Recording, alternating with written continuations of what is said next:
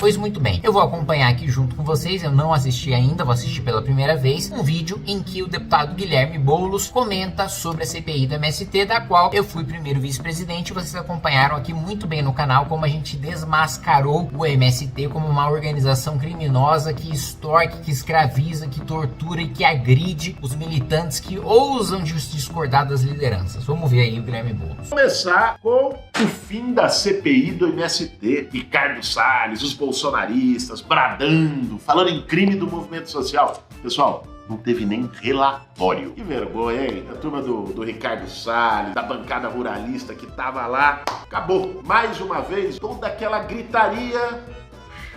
Virou fumaça. Gente, vamos lá. Uma mentira completa e absoluta de que não teve relatório. Mentiroso! Teve relatório, sim. O relatório, inclusive, indiciou diversas lideranças criminosas dessas organizações criminosas que nós denunciamos, e nós levamos esse relatório para a Procuradoria-Geral da República como uma representação para a Procuradoria-Geral Eleitoral e também para o Tribunal de Contas da União. Porque todos esses órgãos são os órgãos responsáveis, por de fato apresentar denúncia contra os criminosos, O que a CPI faz? A CPI, ela produz relatório mostrando que há indícios de crime e indícios de que determinadas pessoas cometeram aquele crime. Pois muito bem, esse relatório nós produzimos, é robusto, com documentos, com indiciamentos, são cerca de 200 páginas que nós levamos à Procuradoria-Geral da República, à Procuradoria Eleitoral e também ao Tribunal de Contas da União, comprovando tudo aquilo. Nós temos exame de corpo de delito,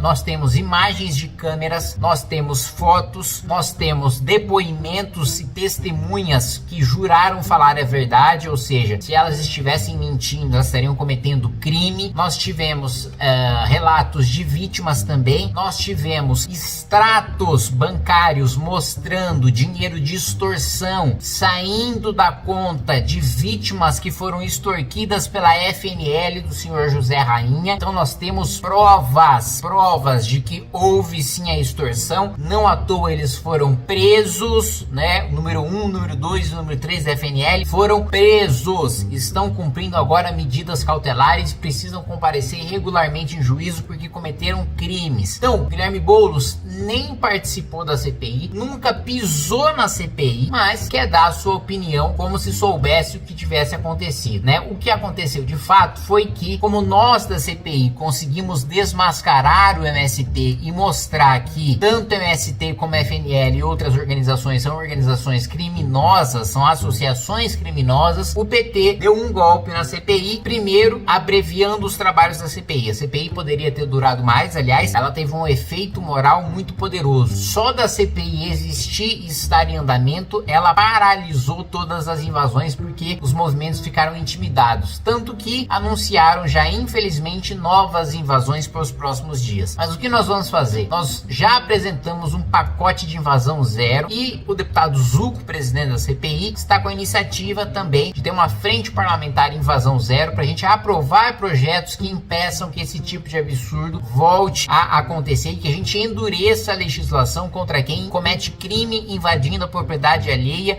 muitas vezes matando animais, destruindo máquinas, sem nenhuma intenção de fazer reforma agrária, mas sim de fazer militância política. Então, se a gente não tivesse conseguido provar nada, o PT não teria preocupação de mudar membros da CPI, na última hora. E mesmo depois, quando a gente conseguiu reverter a situação e ter a maioria para votar o relatório da CPI, o PT foi lá e manobrou regimentalmente para que o presidente da Câmara não convocasse 2 sessões. Se ele não convocou 2 sessões, o que a gente chama de prazo de vista do relatório da CPI não contava, então a gente não teria tempo de votar o relatório no dia em que a CPI terminava, que seria na terça-feira. Então a gente deveria ter votado na terça-feira, mas não teve sessão deliberativa e aí não contou o prazo de vista, que precisa ter sessão em plenário para você contar o prazo nas comissões. Foi isso que aconteceu, diferente dessa mentira deslavada de Guilherme Boulos falando, seguindo o Lula, seguindo o mestre, tem que seguir o chefe,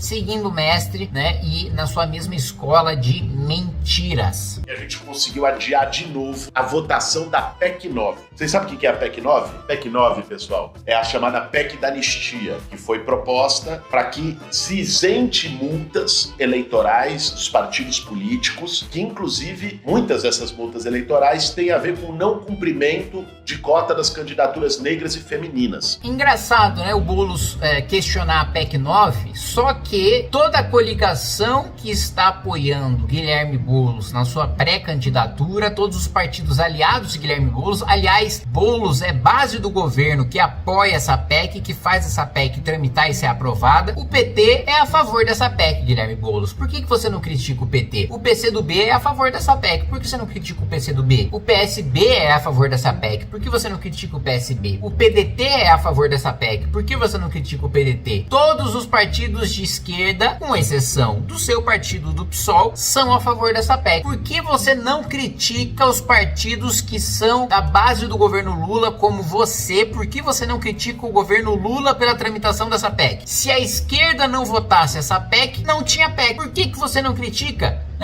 Eu critico. Quem se diz de direita e vai votar PEC de anistia. Porque um dos princípios básicos da direita é a lei e a ordem. E você anistiar, aqueles que cometeram, irregularidades, ilícitos eleitorais, que gastaram de maneira ilegal dinheiro público do partido, do fundo partidário para comprar helicóptero, mansão, para ter diária de hotel de luxo e por aí vai. Tudo isso eu critico e eu denuncio, independentemente do espectro político ou do partido político. Por que você, Guilherme Boulos, então, critica a PEC, mas não fala absolutamente nada sobre o fato de que essa PEC só tramita e só é aprovada com o apoio do governo, com o apoio das esquerdas? É a famosa hipocrisia, Ele quer sair bonito na cena, não votando essa PEC, que é um escárnio, que é absolutamente impopular, que é uma vergonha, um tapa na cara da população, para ele não ser criticado pela imprensa, para ele sair como bonitão, mas no final das contas toda a sua base vai votar junto com essa PEC para anistiar partidos políticos que gastaram ilegalmente o seu dinheiro. Então tá aí, primeiro,